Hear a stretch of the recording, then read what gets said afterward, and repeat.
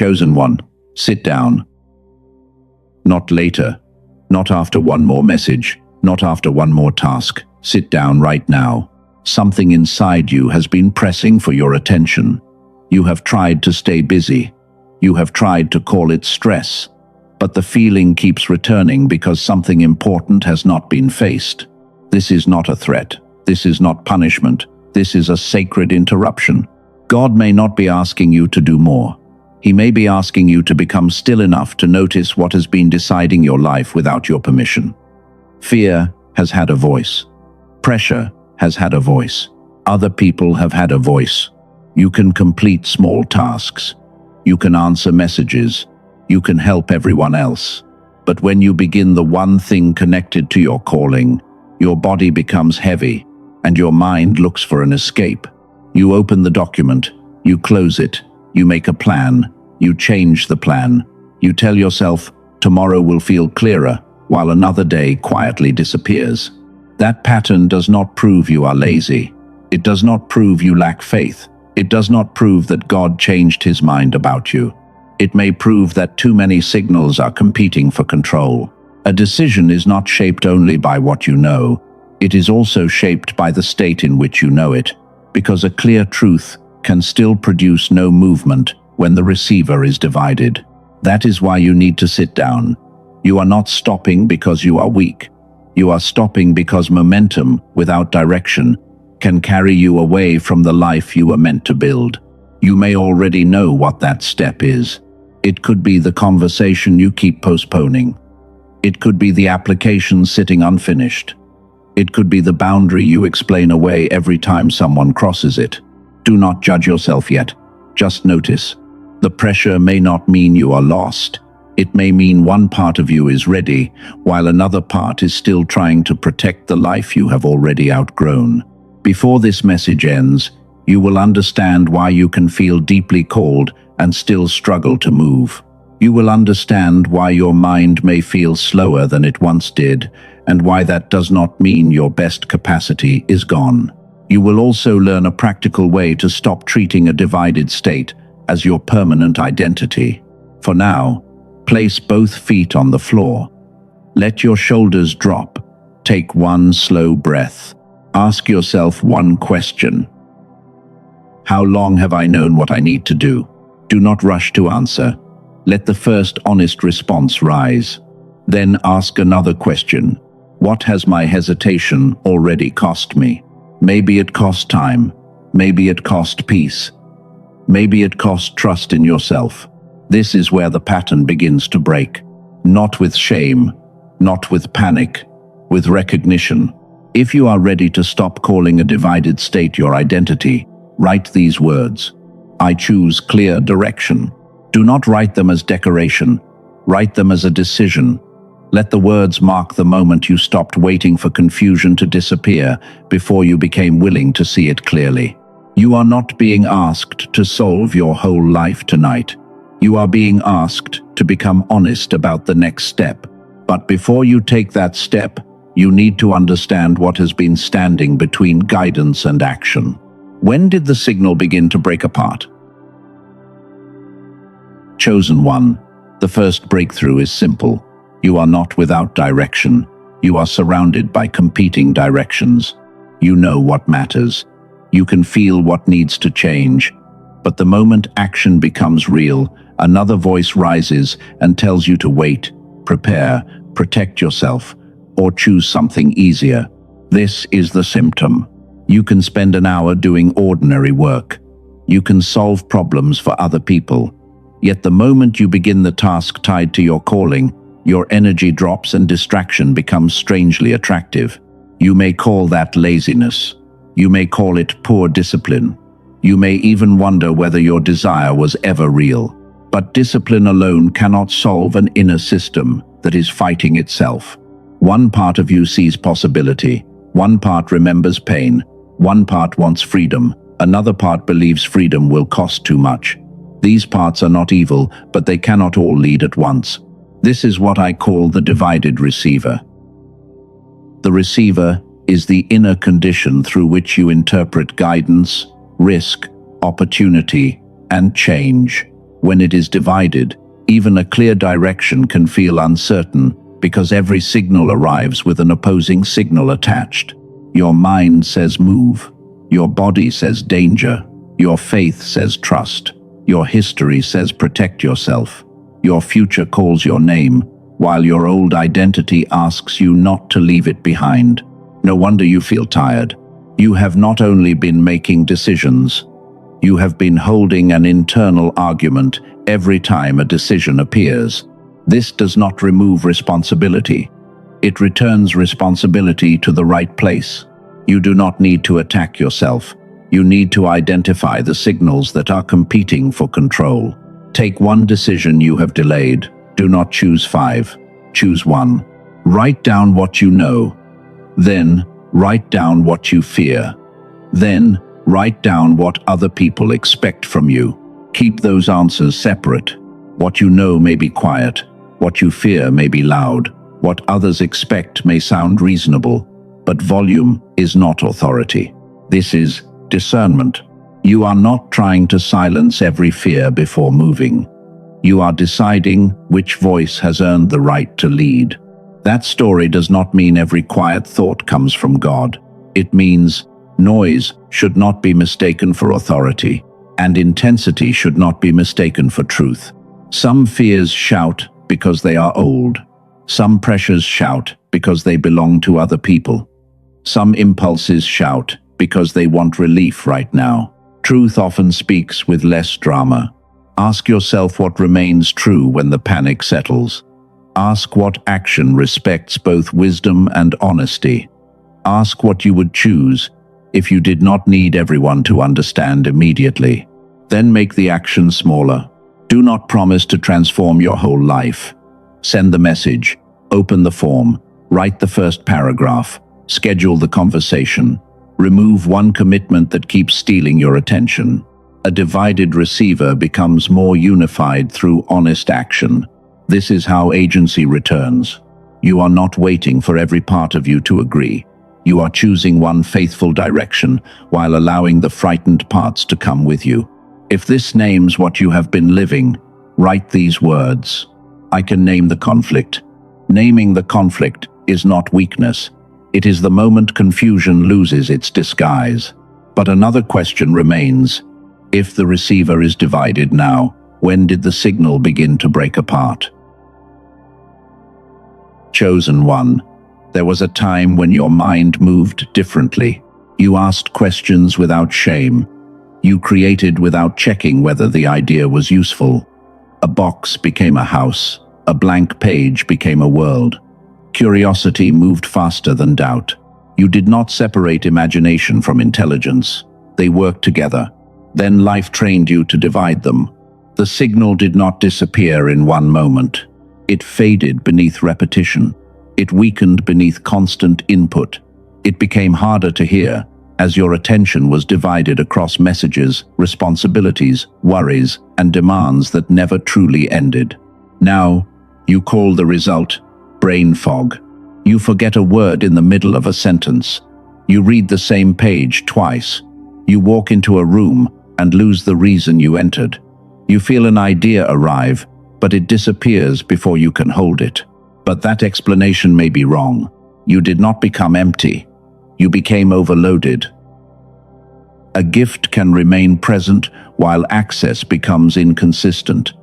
A clear mind can still exist beneath a crowded state, because capacity and access are not always the same thing. This is what I call the childhood signal. It is the natural pattern of curiosity, connection, imagination, and rapid learning that once moved through you before fear became the gatekeeper of every idea. Adults often lose access to that state, not because maturity destroys creativity, but because modern life rewards fragmentation. You answer one message while reading another. You think about tomorrow while finishing today. You carry 10 unfinished conversations into one quiet room. The mind rarely receives permission to become whole. Let us notice what your body is carrying. Release your jaw. Lower your shoulders. Let your hands rest. Notice your forehead, your chest, and your stomach. Do not force anything to change. Simply notice how many signals your body has been holding at once. Notice how quickly the mind tries to leave this moment and solve something that is not here. That movement is the pattern. But a crowded room is not an empty room. The work is not to create a new gift. The work is to reduce the noise that keeps you from reaching what is already there. Begin with 8 quiet minutes each day. No messages, no scrolling, no demand to perform. Let the mind settle without turning the silence into another test. You must pass. There is an ancient word connected to this shift. Metanoia means more than regret. It points toward a change of mind, a change in the way reality is seen. That is what is beginning here. You are not begging for a different mind.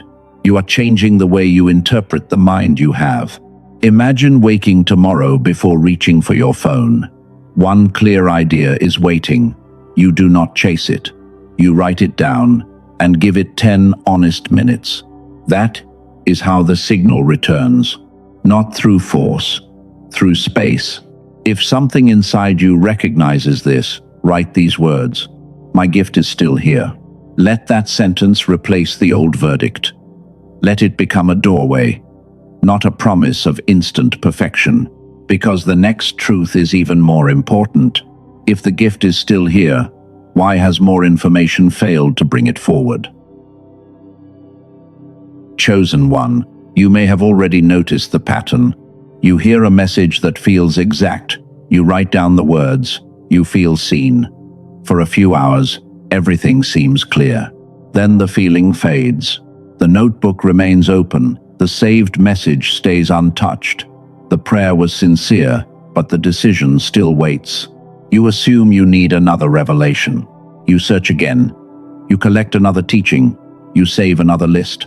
You tell yourself, the next insight will finally create movement. But information is not the same as integration. You can know what healing means and still repeat the wound.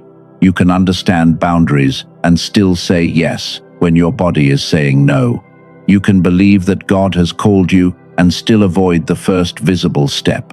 This is not proof that the truth failed. It means the truth entered a system that did not know how to carry it into action. You do not need more information. You need more integration. Think about how many messages you have saved.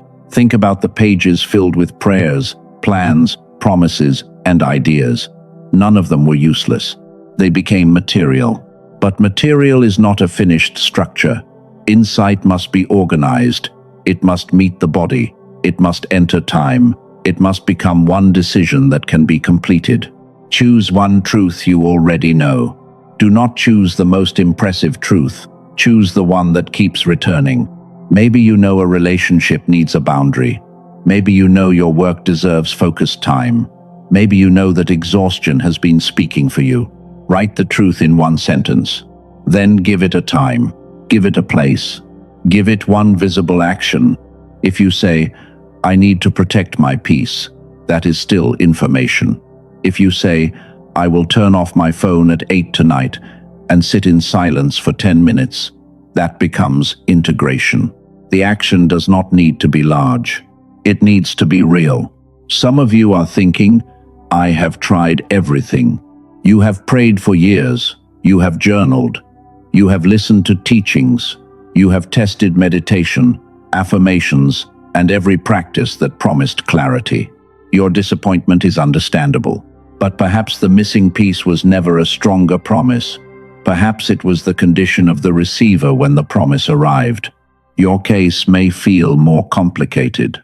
You may carry grief, financial pressure, family demands, or years of disappointment. Those things matter, and this message is not reducing them to one simple cause. But complexity does not cancel pattern. A divided receiver can exist inside a complicated life. Integration can still begin with one honest action. There is something else you need to know.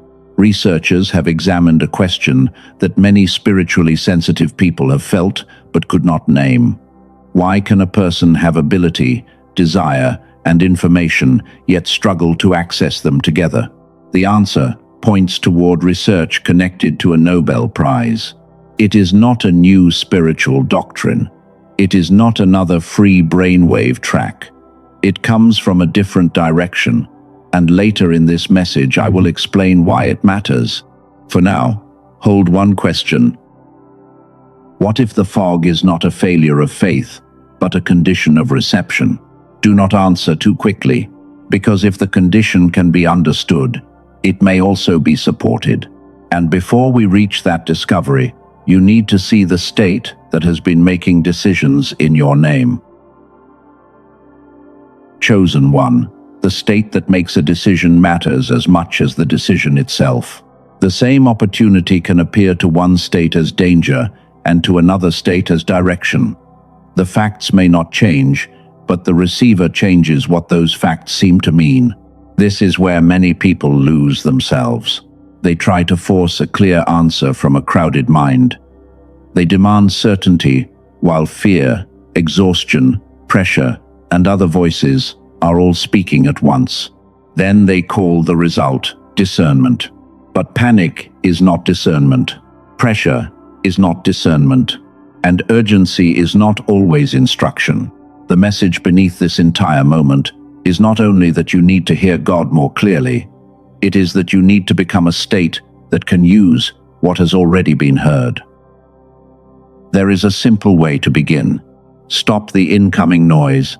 Identify the competing signals. Take one integrated action. Remember those three movements as SIT.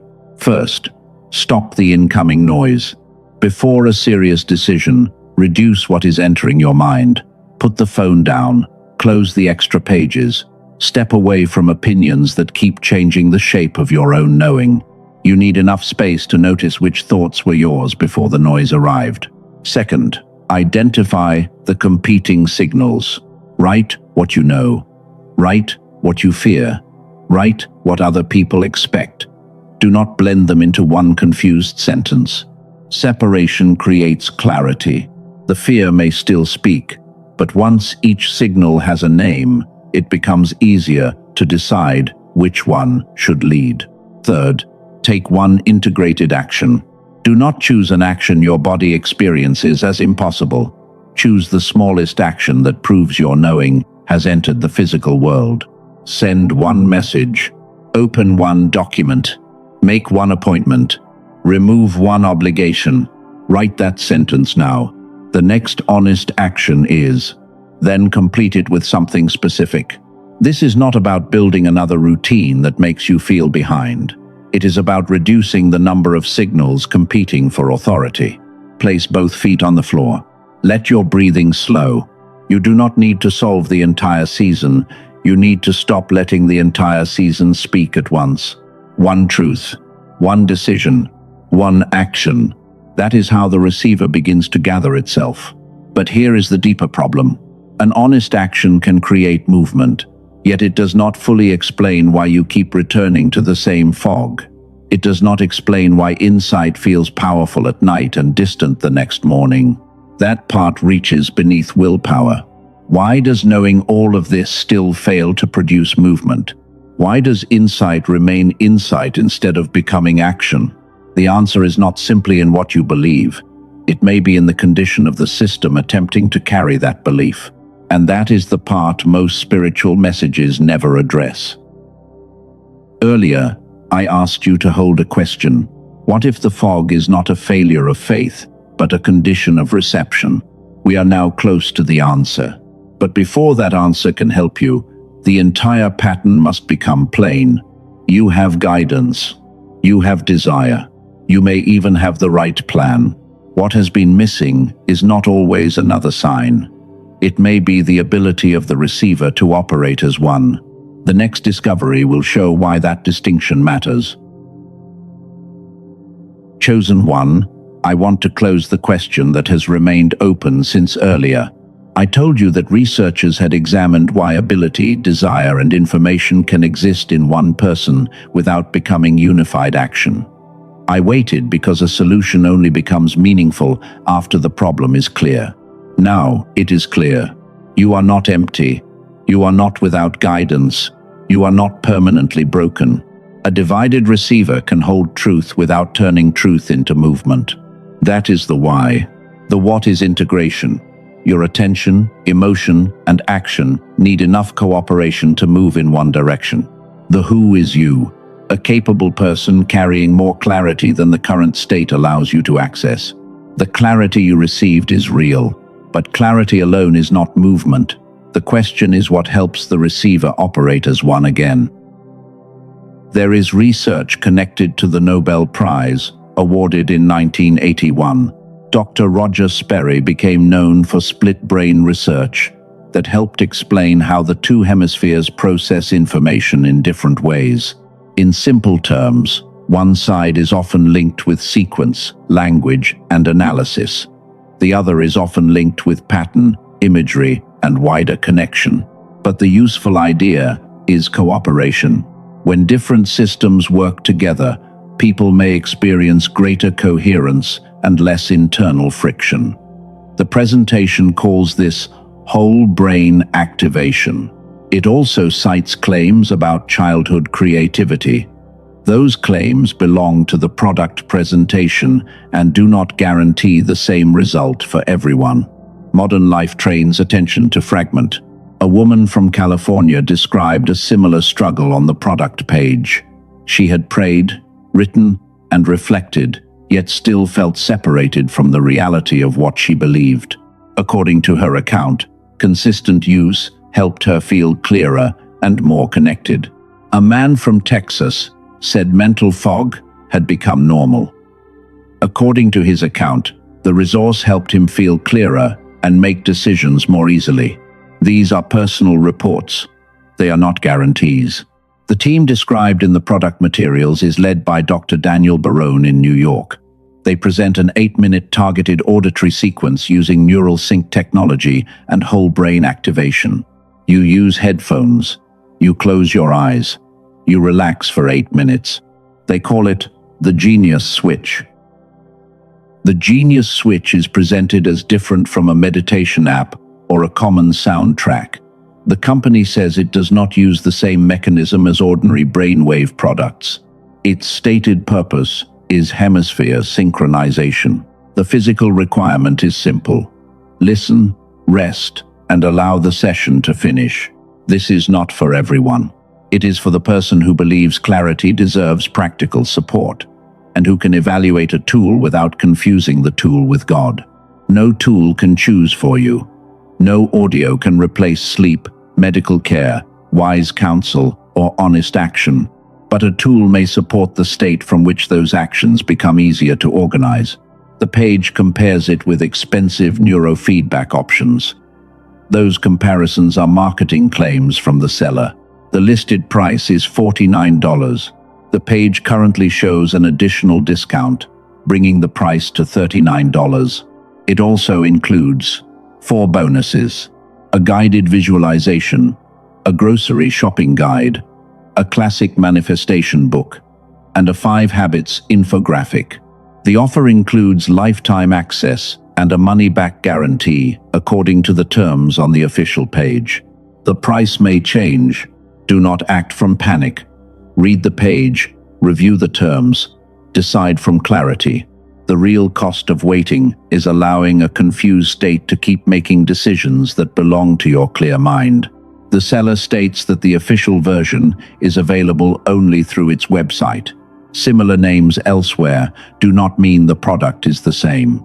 The link in the description and the pinned comment leads to the page being discussed. If this resonates, read everything before deciding. Check the mechanism, the current price, and the guarantee for yourself. The tool does not replace God. It does not replace obedience. It does not replace professional care. It is presented as a resource that may support clarity and integration. And whether you use it or not, the truth remains. You are not a confused person. You are a capable person who has been living in a confused state. Chosen one, what you just heard does not belong to a product alone. Whether you use that resource or not, the truth is still yours. You can stop calling a temporary state your permanent identity. You can stop speaking about confusion as if it were your name. For too long, you have said, "I am confused." You have said, "I am inconsistent." You have said, "I am not disciplined." But those sentences do more than describe a moment. They turn a passing state into a permanent definition, and every decision begins to bend around that definition. This is the deepest trap. A state repeats. Then the mind names it. The name becomes familiar. Familiarity becomes identity. Identity begins to decide what you believe is possible. But repetition is not destiny. You are not a confused person. You are a capable person who has been living in a confused state.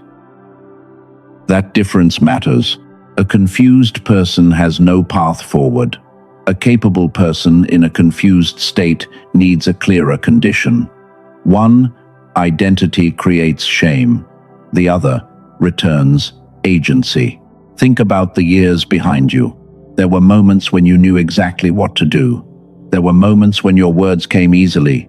There were seasons when ideas arrived with speed, and your courage moved before doubt could stop it. Those moments were not accidents. They were evidence. They showed that clarity is part of your capacity, even if access has not always been consistent.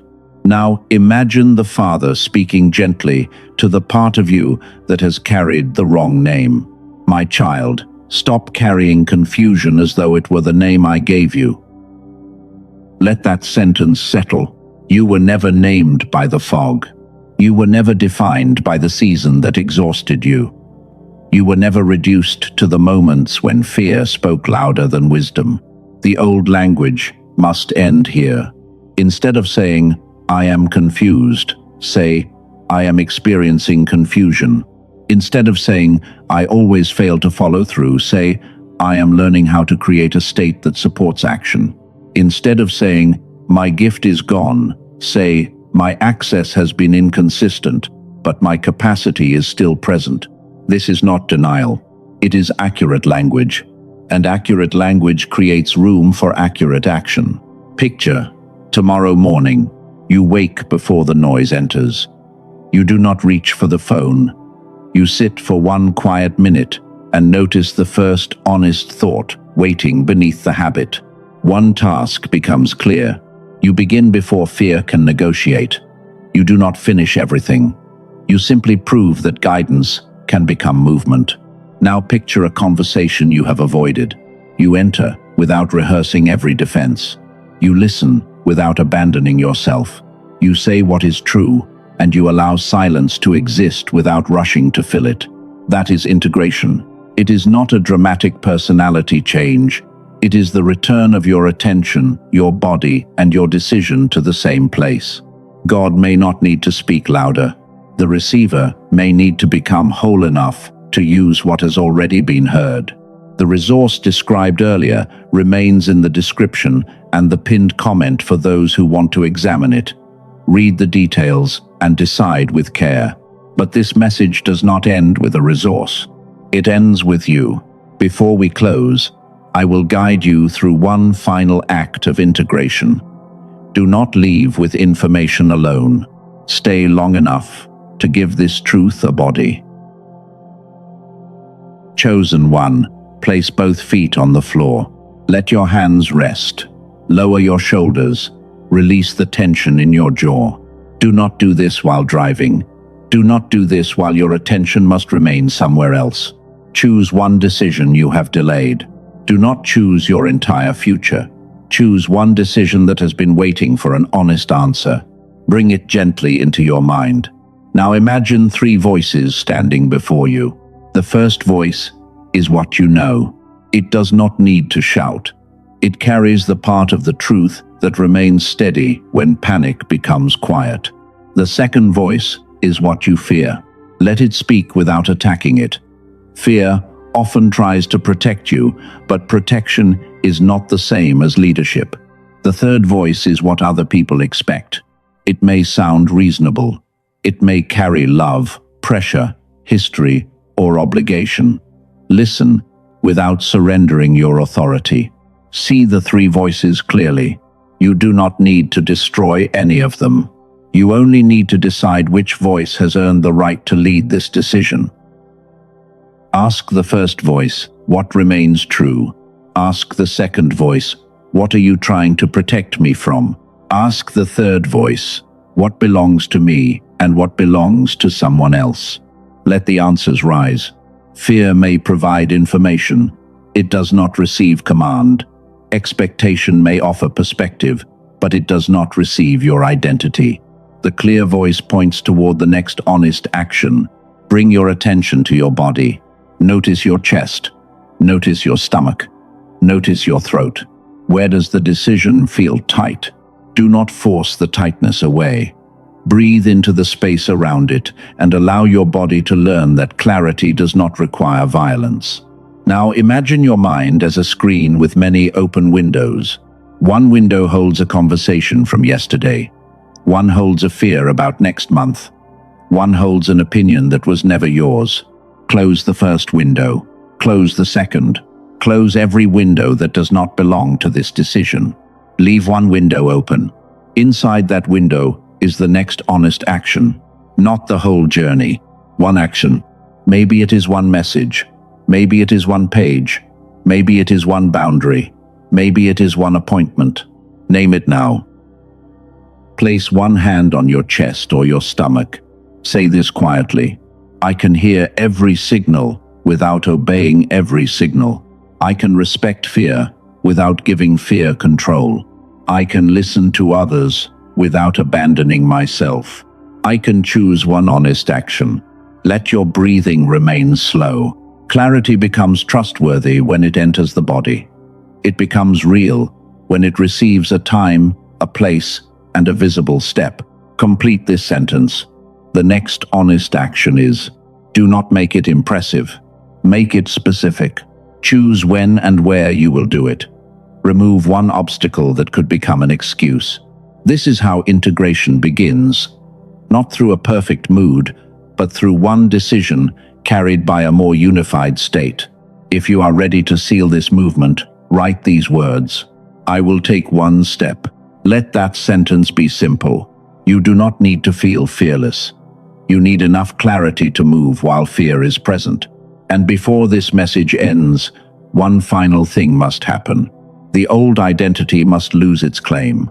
Do not leave before you seal the new name in language your old pattern cannot misunderstand.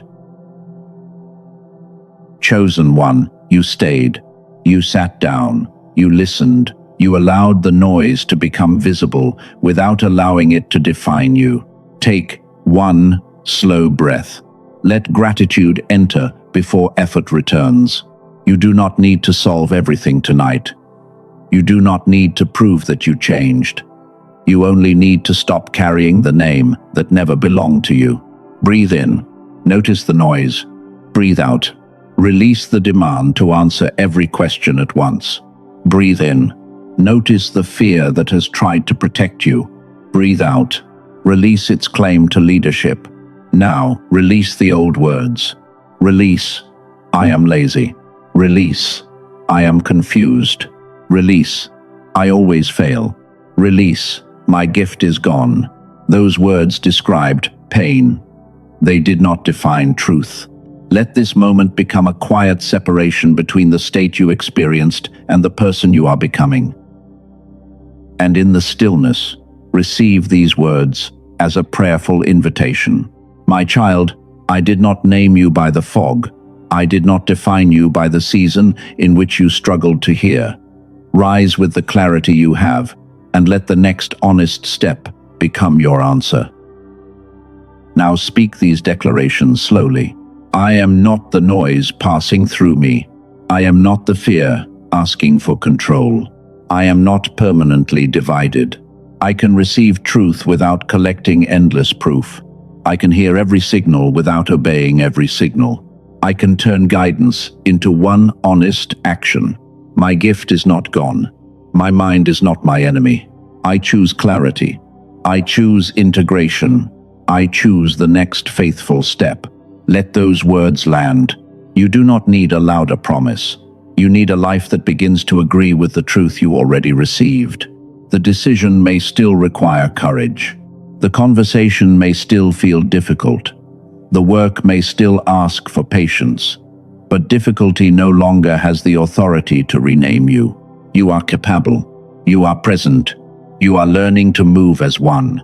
The fog was a state. The delay was a pattern. Neither one was your identity. From this moment forward, do not ask whether you can complete the entire road. Ask whether you can take the next faithful step. You can. Your next step does not need to impress anyone. It only needs to agree with what has become clear inside you.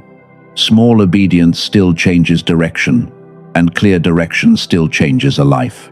And when the old language returns, answer it with something clear. I move with a clear mind. Write those words now. I move with a clear mind. Let them become the seal.